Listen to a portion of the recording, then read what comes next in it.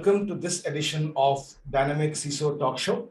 I'm Rahul Neelmani, Founding Director at Greyhead Media and Vice President Community Engagement and Editorial at ISMG. And today I am delighted to have with us Deepen Desai, Chief Information Security Officer and VP Security Research at Zscaler, to talk with us. Deepen is responsible for global security research operations and working with product teams. He has been in cybersecurity for over 15 years now.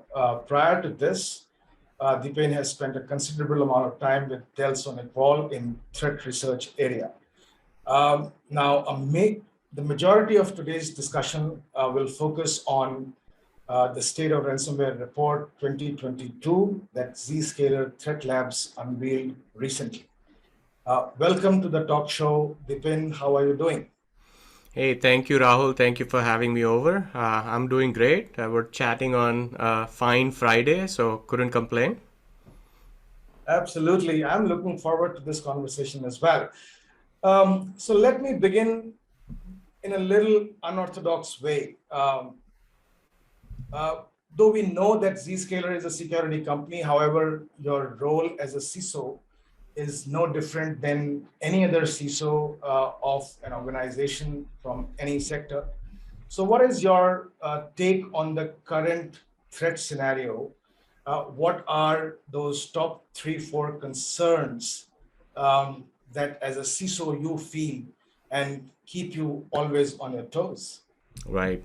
That's a good question. By the way, CISO at a security company has added responsibility as well, right? Like now you're not just responsible for making sure your organization is protected, but you're also entrusted with the responsibility of making sure all the other organizations that are relying on your technology to protect them, right? You're doing an A job on that as well. So to answer your question, I mean, what we're seeing in last 2 to 3 years, ever since pandemic kicked in, and now we're in a state where it's a hybrid work environment, right? It's here to stay. There are three major areas where we see a lot of attack campaigns, and one of them I will call out is concerning one that most CISO, including myself, lose sleep over at night as well because it's a difficult one. So the very first one I will mention is targeted attacks against your remote employees. Employees being remote, if they make a mistake, click on a link, if you're not doing a consistent security enforcement, you have a compromised asset. So that's one bucket. A lot of spear phishing campaigns taking advantage of COVID and any of the regional geopolitical issues. The threat actor will try to target your employees. The second major bucket, and this is the concerning one, is supply chain attacks, right? And when I say supply chain attacks, I'm not just talking about B2B or B2C attacks, but threat actors, especially ransomware gangs, are going after your supply chain. And so let me actually give you an example. Sure. If you have a very strong security posture, but a third party that you rely on for some of the services, their security posture is slightly weak, they will go after them. They will compromise them. They will steal information that belongs to you, that is of high value to you, and then they will come after you, demanding ransom.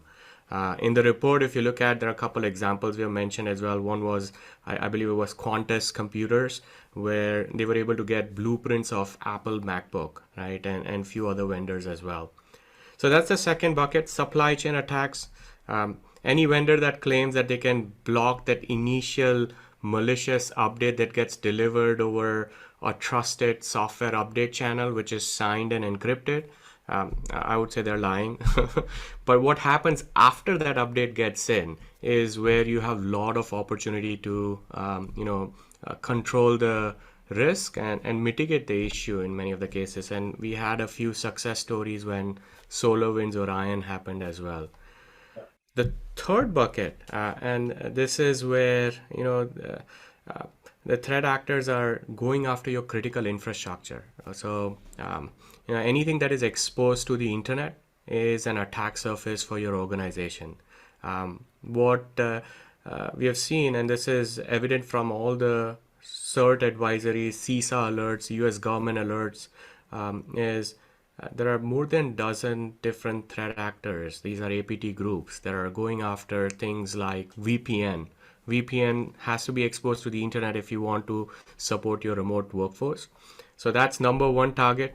The other one is critical infrastructure systems like ICS, even your Exchange server, if you have it exposed, all of those have become prime target. And we see a lot of campaigns around that. Now, as Zscaler, our recommendation is always to not have things exposed to the internet. Instead, adopt a zero trust technology so that you're basically eliminating your external attack surface and shielding some of those critical assets behind that zero trust architecture. But yeah, those are the three areas. I know I gave you a little long-winded answer, but that's the three areas where we're seeing bunch of attack activity, and supply chain attack like SolarWinds is the most critical one. No, it was, while the answer was long, but it actually has set the tone for the following conversation. And you very rightly said that these three areas, which includes the targeted attacks, the attacks on supply chain, and also the attack on the critical infrastructure, including the VPN, are perhaps the most critical areas that the CISOs have to look at, both in the private and the public sector. Now, let's come to the report as such that Zscaler Threat Labs has just released. A lot of discoveries in it. For example, a huge surge in double extortion, growth in ransomware as a service. Now, that's another very worrisome factor. Rebranding of ransomware families. I mean, we recently saw how Conti attacked Costa Rica, and after that they dismantled, and we got to understand that it was not a dismantling as such. They actually created smaller groups, and very, very creatively so. Then there are geopolitical issues and surge in attacks by the nation state attackers. A lot of things. So, which are the most alerting trends that you, as a CISO, would like to attend to, which were highlighted in the recent report? Right. So maybe I'll give you a background, maybe a minute background on how we have seen ransomware evolve, right? Ransomware is not a new threat, has been around for more than a decade. It did start picking up significantly when the global scale outbreaks like WannaCry, Bad Rabbit, NotPetya happened in 2017, I believe. That's when every organization recognized it's a big problem. It can really cause business disruption. So what happened next? They started taking backups. They have a good backup hygiene that allows them to recover if they were to get hit by ransomware. While that was happening on the organization side, the ransomware operators were also evolving, right? There was a more robust, ransomware as a service model that anyone can pick up and deploy large-scale attacks. They also added the double extortion vector, which is where they are now exfiltrating data, right? We started seeing this in 2019. I think it was May's ransomware group that started it, but then soon, as predicted by many of us, almost 50% of the attack, I think, in 2020 were involving double extortion. So more and more ransomware families started adding that, because if you encrypt an organization and they're able to recover from that attack, you're not going to get the ransom payout. But if you are able to successfully breach an organization, steal their data, now you can ask for ransom, because if they don't pay the ransom, you will basically leak all that data set. So number one growing trend that we are reiterating in the report is the double extortion trend continues to grow, right? And they are not just extorting based on information they steal from your environment. They're also extorting from information that they steal from your third-party vendors as well. That's the supply chain vector that I mentioned, right? So that's another piece that we noticed. So supply chain ransomware attacks are on the rise. The other piece that you mentioned, rebranding, right? That's an interesting one. When they started targeting critical infrastructure, right, you saw Colonial Pipeline. They were also targeting a lot of healthcare and medical agencies. So what happened after that was there was a significant crackdown from law enforcement and local agencies. And what will happen as a result of it is, organizations are not even able to pay ransom because these infrastructures are taken down. So what these guys will then do is they will rebrand with a different name. I mean, there are so many examples, like Dark Side ransomware, which was behind Colonial Pipeline, now operates as Black Matter, right? Doppelmayr rebranded as Grief. And there are many such examples, and we'll continue seeing that trend as more and more law enforcement actions happen behind the scenes. Double extortion ransomware, and this is based on us tracking some of the ransom sites as well. We saw 117% increase in the double extortion ransomware successful attacks, right? And manufacturing industry vertical, based on our study, was one of the most hit industry. And you could kind of relate it with it, right? Things starting to get back to normal. Supply chain issues were going the world. So going after those manufacturing vendors will result in large payouts as well. Those were some of the key trends that we saw and highlighted in the report. So interestingly, I should not be saying interestingly, it is a little dangerous trend, but I also learned from this report and other reports. For example, a few months ago, Mandiant came out with their M trends, that the global median dwell time, specifically in the case of ransomware attack, is decreasing very sharply. Now, if I interpret it rightly, it means that the ransomware attack lifecycle is shorter. It's getting shorter.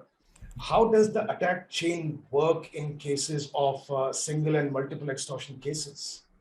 Right. So usually the way it happens is, I like to categorize the ransomware attack into three buckets. The number one is where they're trying to gain that initial entry into your environment. Right? And this may be a phishing email targeting your employee's asset. This may be a credential stuffing attack or an RDP exploit on any of the exposed asset. Their goal is to get that first asset, whether it's a laptop or a server, compromised and gain that initial entry. The second stage is the lateral propagation stage. So this is where their goal is to establish network foothold in your environment, right? And this is where the majority of the damage happens, right? One asset being compromised versus your entire network going down. What we have seen commonly in many of the victims is they have relatively flat networks, or they're leveraging things like VPN to go back into their application environments as well.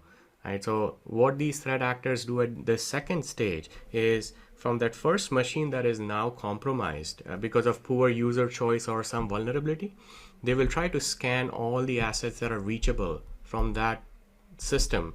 And then they will use post-exploitation tools like Cobalt Strike, things like Mimikatz, Lazan, or they may use some well-known vulnerabilities like Print Spooler. There are many of them that came out, but they're pretty quick to weaponize these payloads. So they are able to effectively move laterally inside their environment. Organizations that have proper user-to-app segmentation in place, this stage becomes fairly difficult for the threat actor. But for the legacy ones, this becomes easier. And that's where they have now entire environment breached. The last stage is the call to action stage. And this is where we see them, as part of the network foothold, they will identify, okay, these are the machines that are crown jewel applications in this organization. They will steal data from those crown jewel systems. Think of financial statements, your code base, anything that can cause significant harm to your brand. They will steal that, and then on one fine Friday evening or a long weekend, they will push ransomware payloads in a coordinated fashion, all the systems that they have the stage one payload running, right? And the entire network goes down at that point. And that's when the organization will actually come to know that they were hit by this ransomware. Now, even if they're able to revert from that point onwards, the damage is already done because your data is living on the attacker side.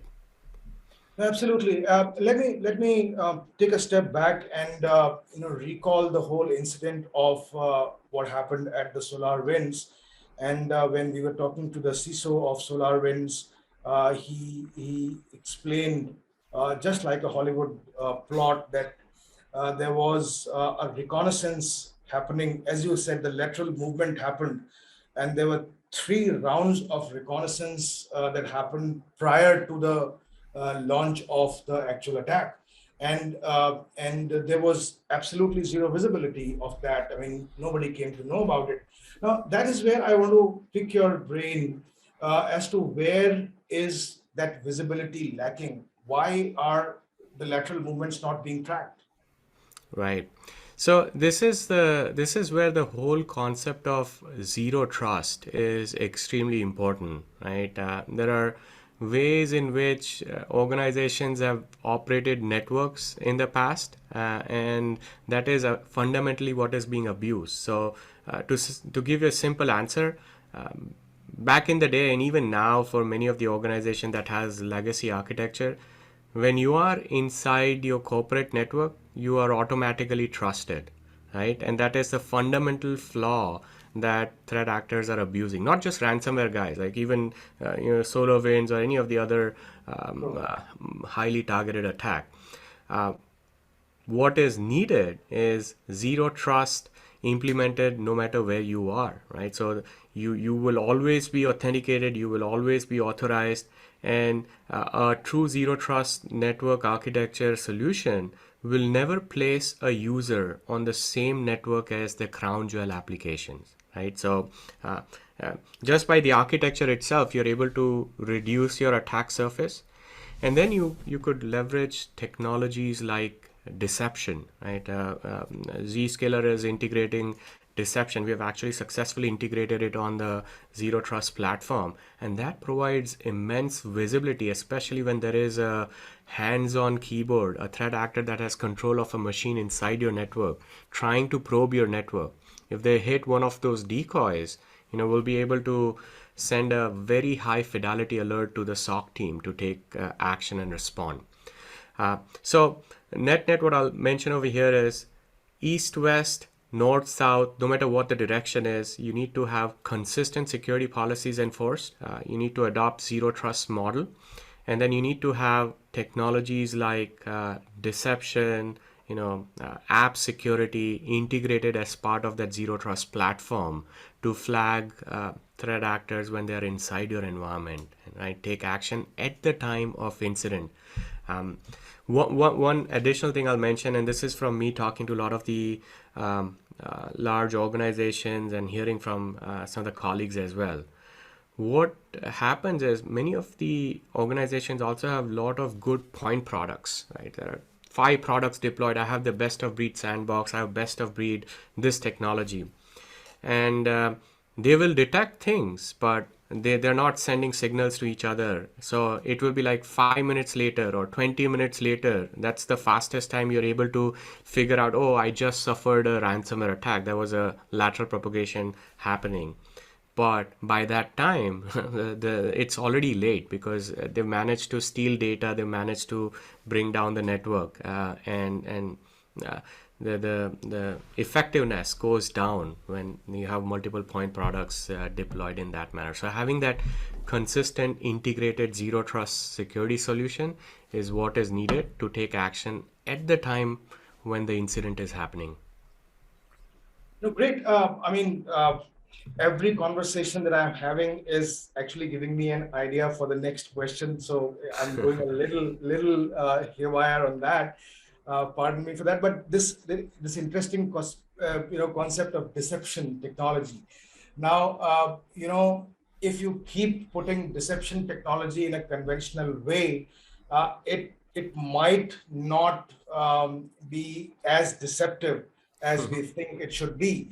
So how to apply this deception technology successfully in a zero trust model so that the attackers are really deceived? Yeah, yeah. No, very good question. And that's where, again, when we were looking at deception technology a year ago, right?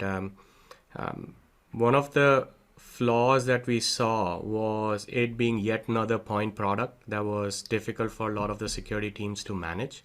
So one of the major point that we agreed on when we started to think in this area was we have to make it fully integrated as part of the zero trust architecture, right? So the way we have done it today, and this is already seeing a lot of success, right, is we will add deception at the endpoint. So there are breadcrumbs, lures, things that gets planted at the endpoint level itself. There will be a security process monitoring. There will be memory injection, all of those things. There is deception that is happening at application layer, right? So you have your decoy applications that are deployed that mimic your environment. And again, it's same environment as your real application as far as that end user is concerned. In the backend, it may be in our decoy farm or in a completely different place, but because we don't have the concept of IP addresses with the Zscaler private access or zero trust exchange platform, we're able to do that. And then the third area is in the recon stage that you mentioned, right? What we have done as one of the use cases have these threat intelligence decoys, right? These are decoys that are just there in place to monitor what the threat actors are after. So you are, say, your organization, dynamic CISO organization, has this TI decoys deployed on the internet. Now you're getting signals. Hey, I'm seeing threat actors trying to abuse this type of vulnerability on decoys that are under the name of dynamic CISO, right? And then your team can then take action. Okay, if this were to be successful, what do I need to do? What are the threat actors looking for when they're trying to attack my organization? So having these tactical integration, right, is very important. And once you see something, right, one of those decoys triggering, it has to send a signal, right? So if I see Rahul, the user, your asset is connecting with one of the decoy app, I need to immediately restrict your access to all the critical applications of the organization, right? At the time I see that. So that way my SOC team can then investigate why did Rahul's machine connect to this decoy farm, right? Before I reprovision your access to the crown jewel. So integrating it in line, making it take action at the time of incident is how you can make deception technology extremely successful. Excellent. So Deepen, couple of more questions before I let you go. I'm sure you have a busy day. So two things. First is I would like to speak a little about the Zscaler Zero Trust Exchange. Explain to us how does it work in terms of identity and policy enforcement, and how does it help its customers? And then I will come to my last final point. Yeah, that's a that's a broad question, but I'll do my best to cover it in short. So the Zscaler Zero Trust Exchange, one of the fundamental problems we solve is we have zero trust solution for the users. We are now having zero trust solutions for workloads because there is significant adoption of public cloud and workloads moving to public cloud as well. So we have zero trust solution for workload. What we do on the zero trust for user side is, one, we make sure we are able to apply consistent security for all your users, all your assets, no matter where they are, whether they're working remotely, whether they're inside your corporate office, or they're traveling and working from airport or hotels. They will always connect to the closest Zscaler data center, and we're able to apply your policies real time and take action, right? So nothing good should leak out from your assets. So no data exfiltration should happen, for which we do inline DLP. No bad stuff should get in. So we're able to scan for threats inline. Even our sandbox is inline, and we're able to do this with full SSL inspection, right? So that's the core use case where the cloud native proxy architecture allows us to do this at scale. And one of the stat I'll share is we're securing 240 billion transactions on a daily basis as of today. There is a dashboard that I would welcome you guys to take a look at. Go to zscaler.com/threat labs. You will be able to see some of the telemetry real time over there. 150 million threats are blocked on a daily basis. 200,000 plus security updates getting pushed out. So the scale at which we are operating, the scale at which we are seeing the threat landscape really allows us to, secure the evolving, say, whether it's ransomware attack or some of the other threats in a more effective manner. Great. So that brings me to the last question or the point that I want you to answer. So we have spoken about threats and we have spoken about the dangerous environment that we are living in, but we need to also know about the prevention methods. So if an attack is successfully executed already, what should be the CISO's playbook? Right. So if the attack is executed successfully, I think the point that I mentioned about you need to have your security stack designed to, one, give you full visibility, two, restrict or limit the blast radius. And that's actually one of the part that I missed on mentioning, which is a critical part of our zero trust exchange, where we provide secure access to your users to your critical internal applications, right? So what we do is we do user to app segmentation and also app to app segmentation. The second phase of ransomware attack that I described, where they're trying to move laterally, it becomes extremely difficult when you have this zero trust based segmentation implemented. So you're not bringing the users on the same network as your application. Instead, your applications are making inside out connection to Zscaler cloud. Users connect to Zscaler cloud. We will authenticate them and then we'll stitch them to provide connection just to the application, not to the server on which the application is hosted. So coming back to your question, right?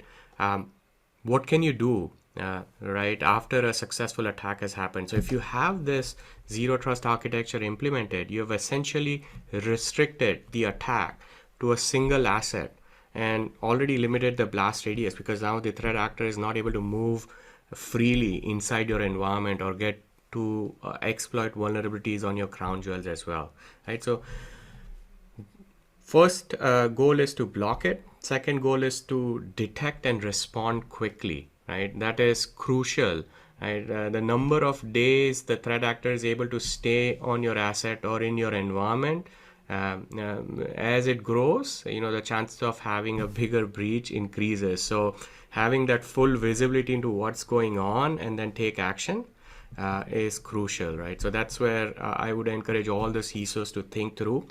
If you have an asset in your environment that's infected, what is your blast radius? Where can the threat actor go to? And your security strategy should be designed to contain that and respond quickly from that point onwards.